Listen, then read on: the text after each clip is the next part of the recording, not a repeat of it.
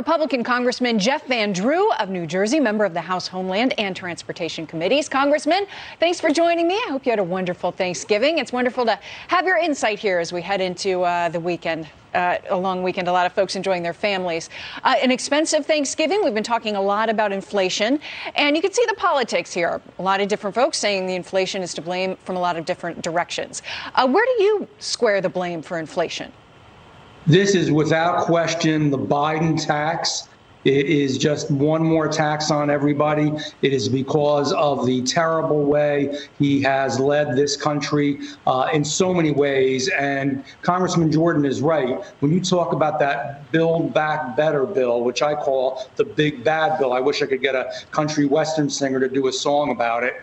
When you talk about that bill and what it's going to do, $2.5 million for tree equity is in it. Tell me what tree equity is. Do we have to have the same amount of trees, the same shape, the same size, the same number? I don't even understand half of what's in that bill. It is a complete waste of money, almost all of it. But that's the way Biden's run everything. The way he dealt with COVID was a way that caused shortages. He didn't work with the small business people. That has created inflation. I'm going to tell you, there's going to be a day in the future for future politicians when they really screw up that it's going to be called, doing a Biden.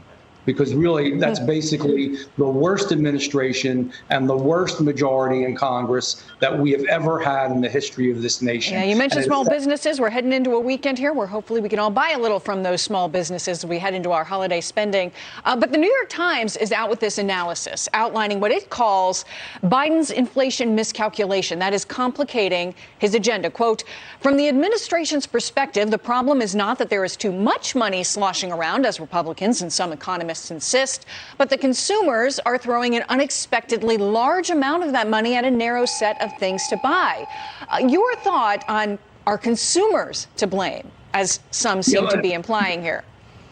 Typical of this administration, this Democratic Congress and this president, it's always our fault. COVID's our fault. The inflation's our fault. No, less than a year ago, we didn't have inflation. We were number one in energy. And by the way, when you just increase energy costs alone more than 30%, what do you think is going to happen? His policy on energy alone causes the inflation. And I think it's shameful. There are some media outlets that have regular, individual who's just working and breaking their back. There are some media outlets that have downplayed inflation in recent weeks, even turning it into a positive or just outright blaming consumers, just squarely blaming them. You see some of the headlines here. Members of Congress even getting in on this. Senator Elizabeth Warren getting kind of torched for this tweet, quoting, wondering why your Thanksgiving grocery costs more this year? Because greedy corporations are charging Americans extra just to keep their stock prices high. Twitter users really digging in on this one, saying, oh, yes, not all caused by you and your buddies spending trillions and causing mass inflation passed to consumers. Quick, everyone, look at the corporate boogeyman. And in a world of bad takes, this one is uniquely horrid. Now, to be fair, Elizabeth Warren, this is really sort of her standard thing. She's big on criticizing corporate America and big corporations. Just your thoughts on the pushback there.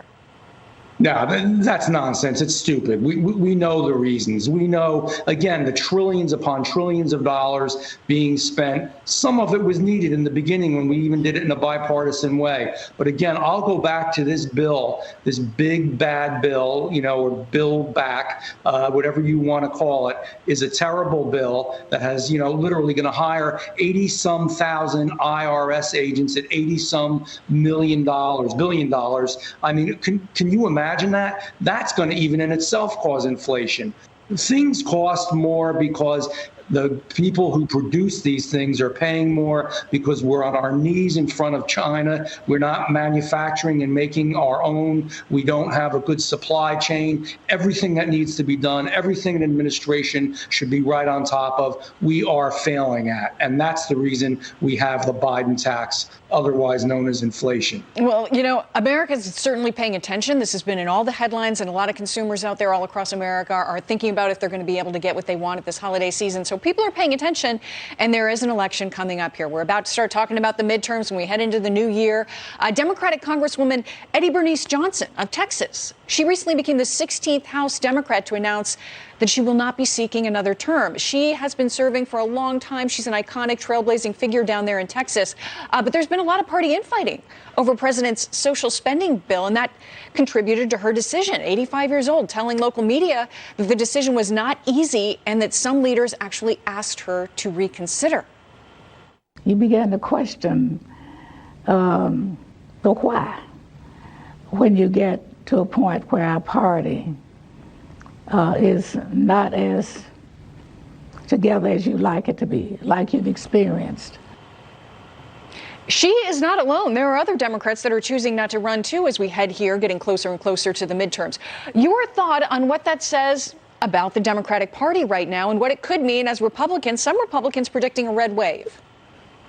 I believe there is going to be a red wave. I don't know how anybody, Republican, Democrat, Independent, could possibly vote for more of this. It's destroying our country, number one. Number two, of course, Democrats are leaving because even if they are progressive Democrats or come from very blue districts, they know they still have to explain it. Let's understand. We're talking about inflation. We're talking about high gas prices. We're talking about no supply chain. That affects districts of every party. It affects districts of every socioeconomic breakdown. So whether you're wealthy, middle class, or poor, you're paying more, and it really affects people who are not as, that are poor, in plain English. And so how do you go to those people and say, I'm really doing a good job for you, even though you can't afford it costs as it is, and now everything is even more expensive? That doesn't even sell to poor people. I don't think they want to make that explanation. I don't think they want to have to explain why the president is screwing everything up. I don't think they